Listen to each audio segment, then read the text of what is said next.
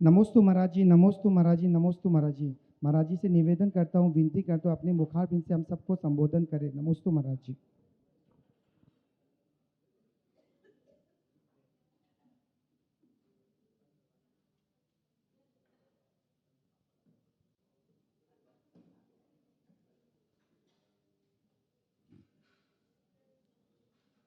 ॐ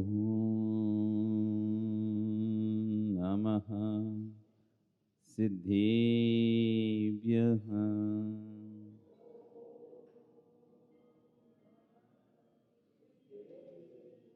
ॐ नमः सिद्धेभ्यः।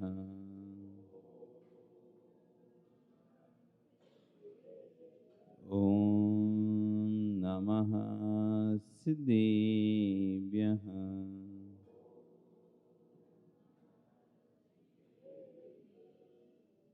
तिर्यणि खग्गिणाय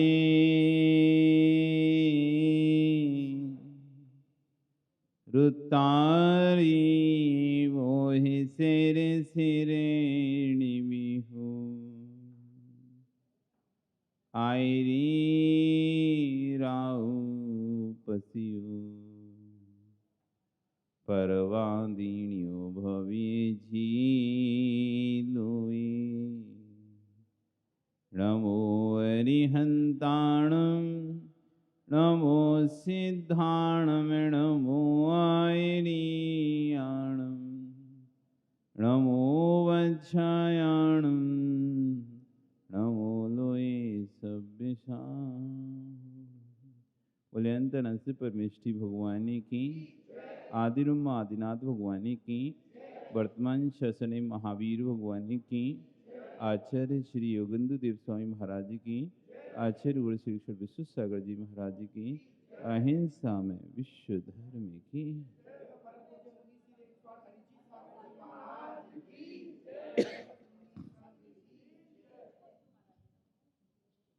बंधु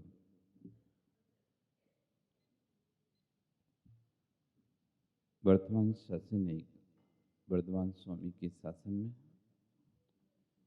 तीर्थंकर प्रभु की चरण निश्रा में बैठकर हम सभी जिन देशना का श्रवण कर रहे हैं। आचार्य को यहाँ पर कह रहे थे कि जो बहिरात्मा है वही अंतरात्मा होता है। आत्मा तीन प्रकार की। अब तीन प्रकार के आसपास कितने प्रकार की आत्मा है? तीन प्रकार की आत्मा होती है, एक बहिरात्मा, एक अंतरात्मा और एक परमात्मा। आसपास कितनी प्रकार की? कितने प्रकार की है? सुनील, सुनील नाम तुम्हारा? कितने प्रकार की तुम्हारे पास? ज्यादा होंगी तो आसपास तो खूब भक्ति करते एक हाथ और एक्स्ट्रा ही हो जाएगी। कितने प्रकार की आत्मा है तुम्हारे पास? कितनी है? एक भी नहीं? एक आध तो होगी। कितने प्रकार की हैं? तीनों प्रकार की। तो आत्मा तो एक ही प्रकार की है। जो परिणाम है, परिणामों के कारण से संज्ञा अलग अलग है। भाव जैसे हैं वैसे आत्मा की संज्ञा हो गई। आत्मा तो वही है जो परमात्मा है, अंतरात्मा है, बहिरात्मा है। ये आत्मा एक ही आत्मा थी जो कभी बहिरात्मा थी, परिणाम बदले अंतरात्मा हो गई, परिणाम बदले परमात्मा बन गई। आत्माएं तीन नहीं थी, पर कार्य भेद से तीन प्रकार की कैटेगरी में आ गई। तीन प्रकार की कैटेगरी में, जैसे आपका इनकम टैक्स का स्लैब होता है ना, इतनी इनकम करोगे तो इस स्लैब में आओगे, उतनी इनकम करोगे तो पहले इतनी थी तो एक नंबर के स्लैब में थे, इनकम और बढ़ गई तो 2 नंबर के स्लैब में आ गए, फिर इनकम और बढ़ गई तो 3 के भी स्लैब में आ गए। तो ऐसी आपके परिणाम कैसे हैं? तो कह रहे बहिरात्मा जीव देह को एक गुणे बहिरात्म तत्व मुदा है। शरीर और आत्मा को जो एक मानता है कि जो शरीर है वही आत्मा है, इसके शरीर के ह्रास होने से आत्मा का ह्रास होता है, शरीर का दुबला होने से आत्मा दुबली हो गई, शरीर के मोटे होने से आत्मा मोटी हो गई, शरीर के दुखी होने से, शरीर में पीड़ा होने से आत्मा को पीड़ा हो रही। इस तरह से शरीर और आत्मा में जो भिन्नता नहीं देख पा रहा, थोड़ा कुछ भी शरीर पे कुछ होता है तो परिणाम उथल पुथल हो जाते हैं। थोड़ा भी कष्ट संकट उपसर्ग शरीर पर आता है, मैं तो मर जाऊंगा, मैं तो मर जाऊंगा, अब मुझे बचा लो, मुझे बचा लो, मेरा क्या होगा, अब मैं मर जाऊंगा, ऐसा संकलिष्टता करता है। उसे बोध ही नहीं है कि शरीर अलग है, आत्मा अलग है। आत्मा तो कभी मरता ही नहीं, आत्मा तो कभी मरता ही नहीं है। और जिससे मरने की बात कर रहे हो वो तो आयु कर्म का क्षय है। इस पर्याय को छोड़ेगा, ये आत्मा दूसरी पर्याय को प्राप्त कर लेगा। मरा कहाँ है, मरण हुआ कहाँ है? एक पर्याय को छोड़कर दूसरी, जैसे आप वस्त्र उतारते हो, एक वस्त्र उतार लेते हो तो दूसरा वस्त्र पहन लेते हो, दूसरा उतारते हो तो तीसरा पहन लेते हो। ऐसी ये आत्मा एक शरीर छोड़ती है, दूसरा शरीर धारण कर लेती है, दूसरा शरीर छोड़ती है, तीसरा शरीर धारण कर लेती है। आत्मा नहीं मर रही है, ये शरीर को छोड़कर आगे बढ़ती जा रही है। पर ये इतना ज्ञान हम कहते हैं ना, निर्णय नहीं कर पा रहे इस चीज का। इसलिए शरीर में मैं सुखी दुखी, मैं रंग के राव, मेरे धन गृह गोधन प्रभाव। मैं सुखी हूँ, मैं दुखी हूँ, मैं रंक हूँ, रंक यानी गरीब, मैं राजा हूँ, मेरा धन, मेरी संपत्ति, मेरी गाय, मेरे घोड़े, मेरी दुकान, मेरी बिल्डिंग, ये सब जो मेरा मेरा मेरा, जबकि कुछ भी तेरा नहीं है। पर द्रव्यों में निजत्व बुद्धि जो है वही बहिरात्मा की पहचान है। जो पर हैं, जब हमारा शरीर मेरा नहीं है तो शरीर से भिन्न और जो वस्तुएं हैं वो कैसे मेरी हो सकती हैं? ये बात ज्ञान में नहीं सेट हो पा रही। इसलिए उन वस्तुओं को प्राप्ति के लिए ऐसे दौड़ रहा है पागल जैसे कि उसको ये मिल जाएगी तो उसके हमेशा के लिए उसके पास हो जाएगी। इस पर्याय में कितना वो भी नहीं पता है, जिसको प्राप्त करने के लिए पूरा जीवन भागता रहा, जिसको प्राप्त करने के लिए पूरा जीवन मेहनत किया, प्राप्त करने के बाद कितने दिन ठहरेगी ये भी कोई गारंटी नहीं। गारंटी है क्या? एक व्यक्ति ने पूरे जीवन लगा दिया अपना और आखिरी अंत में मकान खरीदा, अंत में मकान खरीदा और अचानक घाटा लगा, मकान बिक गया अगले दिन। कितना समय लगा? मेहनत करके उसने सोने का एक चैन बनवाई, पूरे जीवन में इतनी मेहनत करी, सोने की चैन बनवाई, एक चोर आया खट से चैन खींचा ले गया। कितना देर ठहरेगा? वस्तु प्राप्त करने के लिए तुमने कितनी मेहनत की, उसे प्राप्त करने के लिए दिन रात एक कर दिया। अब देखो नहीं, माता पिता अपने बेटे की शादी के लिए दिन रात एक कर देते हैं, बेटा की शादी बेटी की शादी के लिए दिन रात एक कर देते हैं। शादी करना, शादी करना, कितना परेशान होते हैं, कितना परेशान। पता चला कि 1 महीने बाद ही तलाक हो गया। दिन रात एक कर दिया, कितना परेशान हुए, इससे बोले उससे पूछे, इससे करे उससे करे, फिर लाखों का खर्चा करके शादी कर के 1 महीना हुआ नहीं, वो अपने घर लो अब क्या।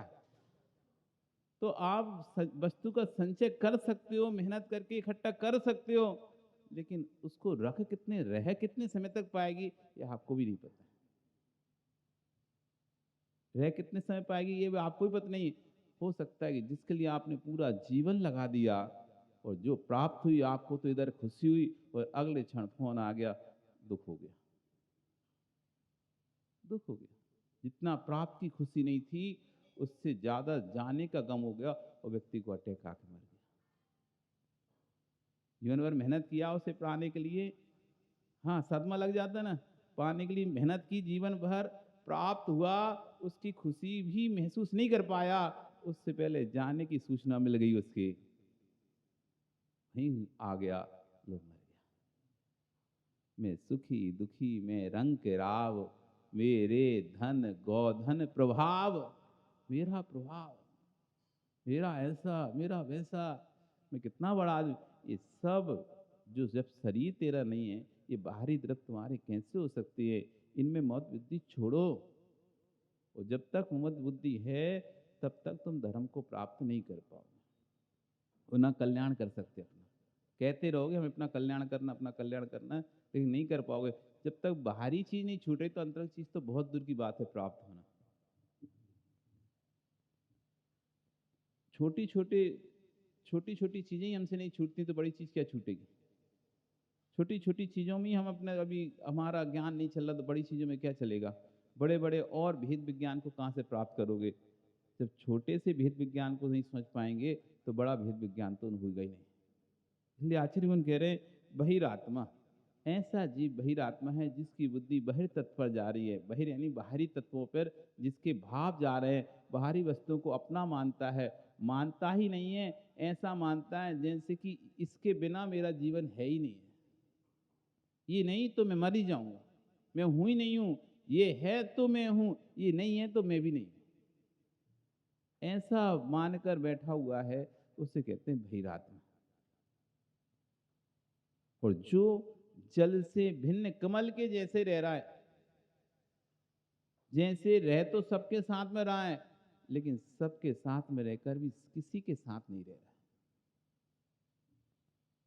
जैसे कमल जल में तो रह रहा है लेकिन जल से मिल नहीं रहा है, साथ में रह रहा है, विकास को प्राप्त हो रहा है, उसी के बीच में रह रहा है लेकिन फिर भी उससे भिन्न ही रहता है। ऐसे जो घर में रह रहा है, गृहस्थी में रह रहा है, समाज में भी रह रहा है, तब भी किसी को अपना नहीं मान रहा है।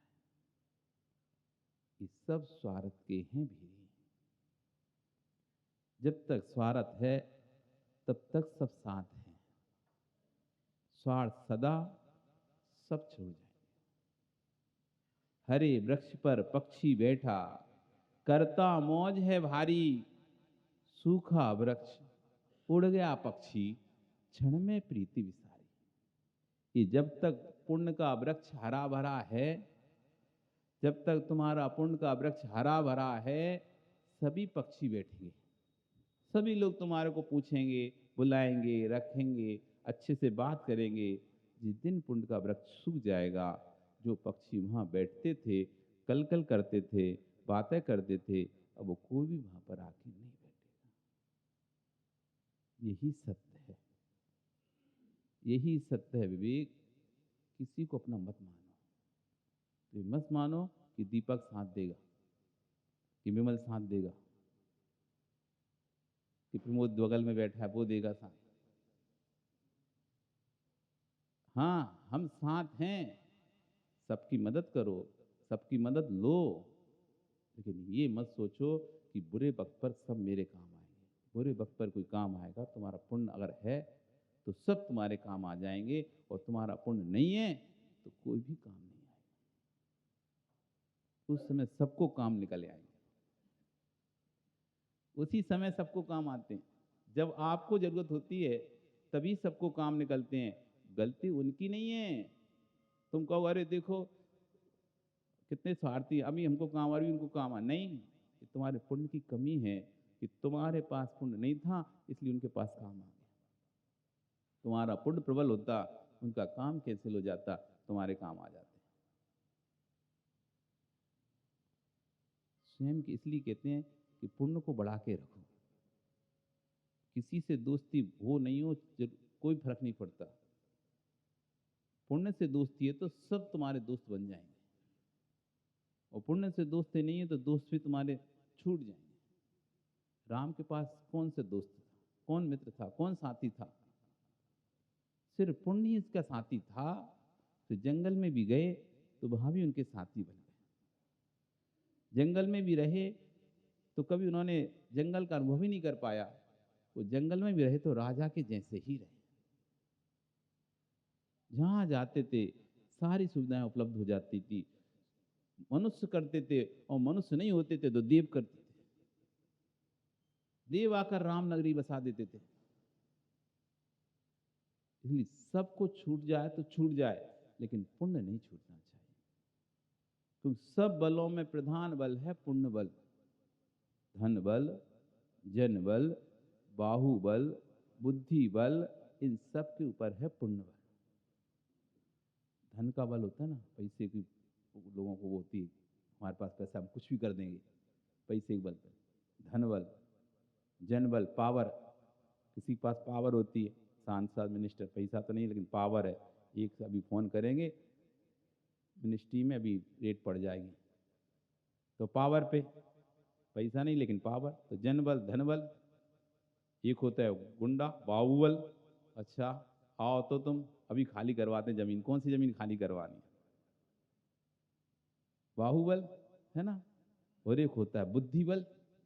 उसके बाद धन भी नहीं है, जन भी नहीं है, बाहु भी नहीं है, लेकिन बुद्धि ऐसी तीक्ष्ण है, वो 80 साल का बूढ़ा भी हो जाएगा, वहीं बैठे बैठे पूरे देश को चला देगा, पूरी मिनिस्ट्री चला देगा बैठे बैठे, माइंड से, माइंड गेम। तो बुद्धि बल, और इन सब के ऊपर है पुण्य बल। जिसका पुण्य प्रबल होता है, ना तो धन बल वाला उसका कुछ बिगाड़ पाता है, ना धन जन बल वाला उसका कुछ बिगाड़ पाता है, ना बाहुबल वाला उसका कुछ बिगाड़ पाता है, ना बुद्धि बल वाला उसका कुछ। सब धरे रह जाते हैं किस बल पर? पुण्य के बल पर। देखो, रावण के पास धन बल था, रावण के पास धन बल था, जन बल था, सेना थी उसके पास, इतनी बड़ी सेना थी, है ना। बाहुबल था, 4000 रिद्धियां थी उसके पास, 4000 रिद्धियां। यहाँ तो एक हो जाए तो आदमी कहानी कर ले। 4000 रिद्धियां थी। और उस समय रावण के अलावा किसी भी के पास इतनी रिद्धियां नहीं थी, किसी के ही पास नहीं थी। ऐसे ऐसे अस्त्र शस्त्र रावण के पास, दिव्य अस्त्र थे। वे कहते हैं कि उस काल में, उस समय किसी के पास नहीं थे, इंद्र भी डरता था। ये स्थिति थी रावण से। अब सोचो कितना बाहुबल होगा, कितना शक्तिशाली होगा। कोई भी चू चपाट हनुमान जैसा जीव उसके सामने डरता था?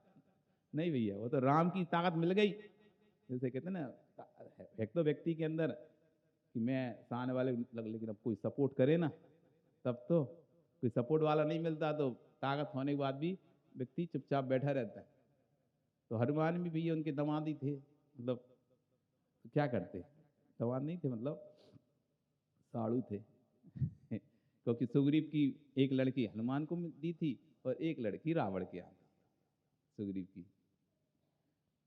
तो दोनों ही रिश्तेदारी में थे, तो इसलिए कुछ नहीं बोलता था। और अधीनस्थ थे रावण के। सुग्रीव का रावण, सुग्रीव का राज्य, हनुमान का राज्य, सब रावण के अधीनस्थ था। ये सब विद्याधर श्रेणी के राजा थे, और रावण विद्याधर श्रेणी के 4000 राजाओं का स्वामी था। 4000 राजाओं का स्वामी था रावण। और इसके अंदर हनुमान, सुग्रीव, नील, नंगा, सब ये सब आते थे इसके अधीनस्थ थे। जितने भी विद्याधर थे, यहाँ तक बहुत दूर दूर तक के विद्याधर इसकी अंतर्गत आते थे, रावण के अंतर्गत। बस ये भूमि गोचरी नहीं आते थे इधर के, फिर बाकी सब आते थे। तब भी क्या हुआ? धन बल, जन बल, बाहुबल। और ऐसा नहीं कहा, प्रकांड विद्वान था रावण, प्रकांड विद्वान।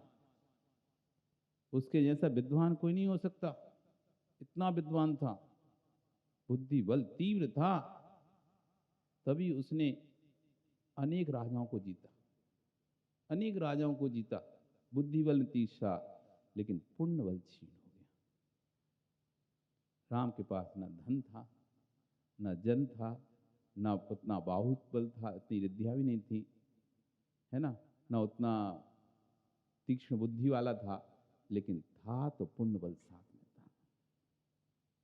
उस पुण्य बल से चाहे शक्ति लगाई गई लक्ष्मण को, राम को, पुण्य बल था तो विशल्य आ गई, तो शक्ति दूर हो गई। पुण्य बल था तो देखो विभीषण घर का भाई आ गया उसके, रावण का। पुण्य बल था तो सुग्रीव, हनुमान जैसे जीव साथ में हो गए। पुण्य बल था तो सीता का भाई भामंडल खुद 2000 सेना को लेकर, अक्षौणी सेना को लेकर शामिल हो गया। जब पुण्य बल होता है तो सब धीरे धीरे अपने साथ आके मिल जाते हैं, साथ दे लेते हैं। इसलिए अपना पुण्य बल को बढ़ाओ, और पुण्य बल बढ़ेगा भगवान की भक्ति से और गुरु की सेवा से। जो आपके पास अभी वर्तमान में तो यही है आपके पास। भगवान की भक्ति करो, खूब दिल से, खुले दिल से, खूब अच्छे से करो, जितने अच्छे से भक्ति हो सके खूब अच्छे से भक्ति करो, और गुरु की सेवा जितना हो सके उतना कर लो। ये दो ही हैं भी वर्तमान में तुम्हारे पास क्रियात्मक रूप में, बाकी फिर ज्ञानात्मक रूप में है। तो ज्ञानात्मक तुम्हारा ध्यान मन लगता नहीं, ध्यान करो तो ध्यान में तुम्हारा मन लगेगा नहीं। तुमसे कहें ध्यान करो, वो तुमसे होता नहीं है। तुमसे कहें तपस्या करो, वो तुमसे होती नहीं है। संयम का पालन करो, वो तुमसे होता नहीं है। और करोगे कि स्वाध्याय करो, वो भी तुमसे नहीं। अब दो ही काम होते हैं तुमसे, जिसमें क्रिएटिव रचनात्मक कार्य कुछ करने को बता दो तो वो करवा देंगे अभिषेक, हाँ ये कर दो, ये सामान उठा के यहाँ रख दो, वो तो ठीक है। लेकिन आंख बंद करके थोड़ी देर बैठ जाओ, वो नहीं, ये मत बोलो। आप बोलो कि कौन सा द्रव धोना है, हम आधा घंटे चावल धो देंगे, वो चल जाएगा। प्रमोद बोलेगा मैं पूरा द्रव धो दूंगा, वो चलेगा। लेकिन आंख बंद करके बैठेंगे मत बोल देना कि आधा घंटे आंख बंद करके बैठ जाओ, वो नहीं होगा। इसलिए और तो कोई साधन तुम्हारे पास नहीं है, दो ही हैं, भगवान की खूब भक्ति करो, गा बजा के बढ़िया, जैसे अब नंदीश्वर चल रहा है। इस समय आपको खूब अच्छे से भक्ति करना चाहिए था, लेकिन आप लोग अब धन की माया, यही तो कार्य था पुण्य अर्जन करने का, और आपको पता ही नहीं रहता ना पुण्य अर्जन के कौन कौन से कार्य हैं। कल मूलचंद बोल रहा, अगर आप नहीं बताते तो हम तो चले जाते नरक में। जिनवाणी बोलती नहीं है, भगवान कुछ कहते नहीं है, अब गुरु ही ना बताएं तो कौन सा मार्ग सही है पता कैसे चले। अगर मील का पत्थर ना लगा रहे, बोर्ड ना लग रहे, तो पता कैसे चले हम कौन से रास्ते पे जा रहे हैं। रास्ता सही है गलत है ये कौन बताता है। तो आप वो पत्थरों पर पढ़ते हो, देख लेते हो कि हाँ ये रास्ता सही जा रहा है, ये लिखा है देखो यहाँ से जाना है, ये बोर्ड लगा हुआ है, साइन बोर्ड। ऐसी गुरु ना बताएं तो तुम्हें कौन बताने वाला है कि रास्ता जिस रास्ते पे आप चल रहे हो वो सही रास्ता है या गलत रास्ता है।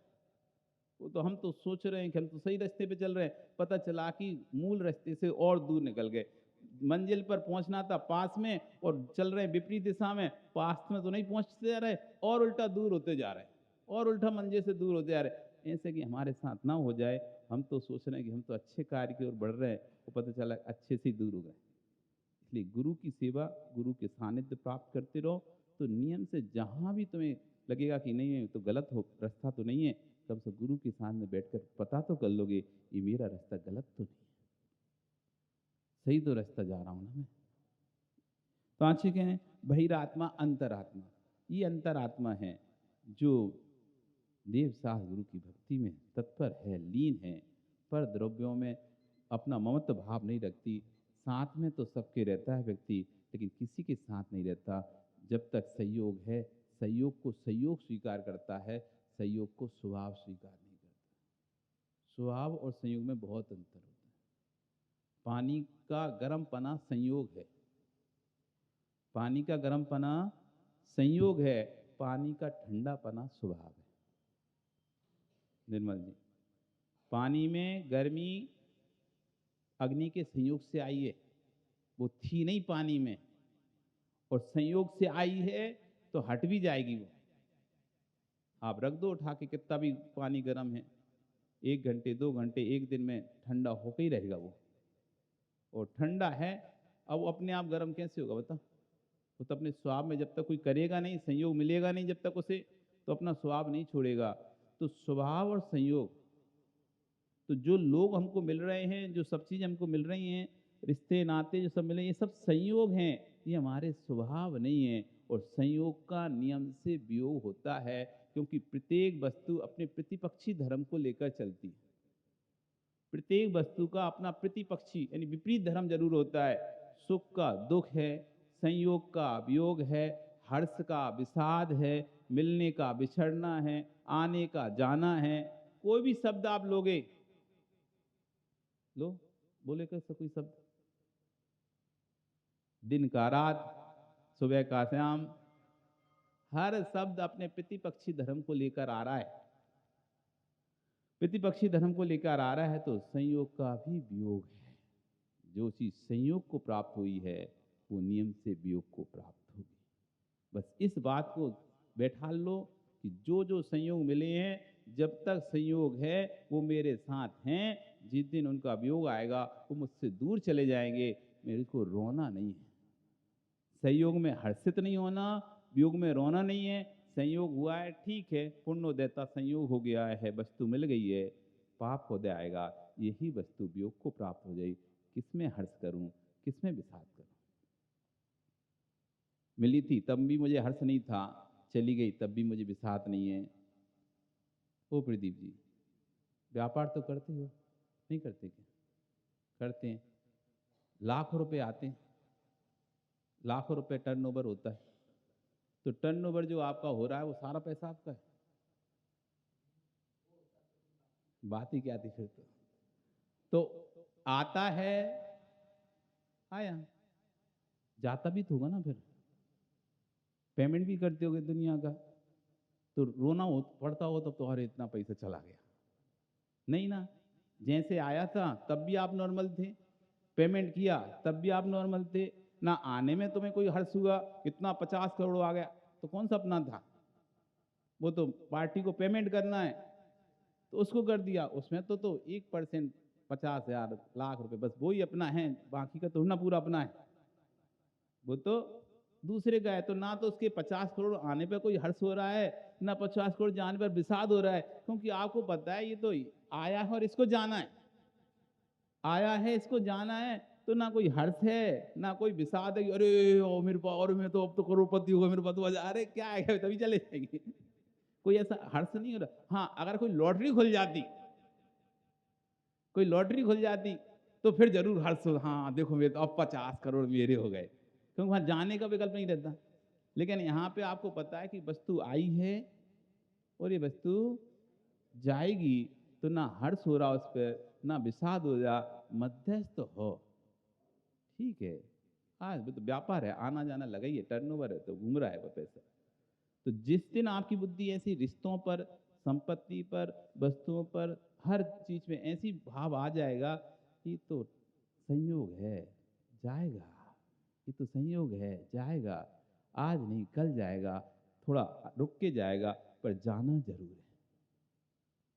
तो उसके जाने पर संकलिष्टता नहीं होगी, जाने पर विषाद नहीं होगा, और यदि ऐसा नहीं है तो फिर जाने पर बड़ा दुख होता है। तो ये अंतरात्मा की पहचान है कि जो संयोग को संयोग स्वीकार करता है और स्वभाव को स्वभाव की स्वीकार करता है, फिर परमात्मा जो संयोग और स्वभाव दोनों से ही छूट जाता है, बहिरात्मा अंतरात्मा दोनों ही भावों को छोड़ देता है, वो आगे जाके परमात्मा पद को प्राप्त हो जाता है। आपका समय कल फिर आओगे, ये तो हम कल बताएंगे, तुम कल आओगे ना, कल आओगे तो कल हम फिर बताएंगे कि आदमी मर जाता है तो रोता क्यों, ठीक है। बोली भगवान महावीर स्वामी की। जावाणी के ज्ञान ते हैं सूझे लो कालो, सो वाणी मस्तके नमो सदा देते हूँ, हे जिन वाणी भारती ही तो है जपो दिन रहे, जो तेरा शरणागहे सो पावे, देव भजू अरिहंत को गुरु सेवा निर्ग्रंथ, दया धर्म पालो सदा यही मोक्ष का पथ।